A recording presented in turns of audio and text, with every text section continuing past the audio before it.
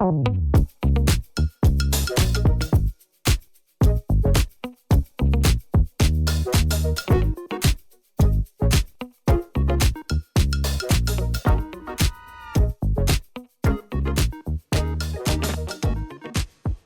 do you manage when perhaps the salesperson isn't hitting the targets, the measures that you want? Because I think that's always very difficult, because, you hear managers, well, you didn't make enough pitches last week. It's like, well, that's not going to help them. Berating them is not going to help them do more. But so how do you deal with that kind of underperformance to actually sort of manage that and try and help people get better? Yeah.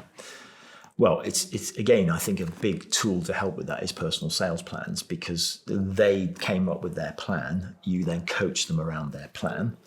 I think the second piece of that is, because if you've broken that down in the right way, you should be able to look at, well, you planned to have 5 meetings this week.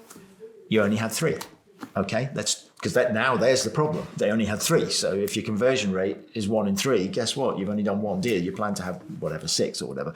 So, that then focuses, where does the energy need to go? So how do we make sure you're consistently having 5 meetings a week? Let's focus on that bit. What's the blockage there?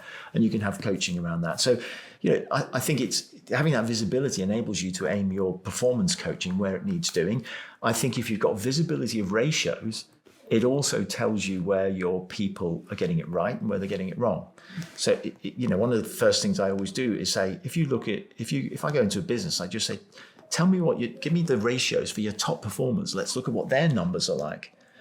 And then the question you ask is, why isn't everyone else's like their numbers? And then you start digging into that. So, and yes, some of it could literally be that they're not, I talk a lot about talent, and the reality is, unfortunately, there's a lot of misunderstanding about what is sales talent. And I think there are a lot of people who are in sales jobs who simply don't have the talent for sales. And that means they're constantly struggling all the time, because you can give them skills training, but if they don't have that core talent of passionate curiosity, the ability to really understand what makes people tick, all those sort of things, then you're banging your head against a brick wall. And that should become pretty clear. If you've got visibility of everything, you'll know quite quickly. If someone is still underperforming 6 months into a role, it's a talent issue normally, especially if you've given them coaching and you've got visibility of all of that.